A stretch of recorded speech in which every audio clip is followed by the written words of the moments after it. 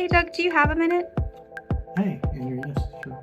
Is it common for an insurance company to ask for a substantial amount of documentation after filing a claim? Normally they just come out and do an inspection and make the decision, but an adjuster's job is to determine if the claim is covered and to put a value on the claim. So certainly an adjuster is within their right to make a request for documents, but here's the key. The request has got to be reasonable. If they start asking for documents that are, a decade old or, you have to go back and search years and years, that's probably unreasonable. If you don't have the documents that they're asking for, then document in an email that you don't have the documents, and they cannot keep asking for the same documents over and over again. And if they do that, then that's improper. So that's probably the advice I would give. But they do have a right to ask for documents, but their request just has to be reasonable. Thank you.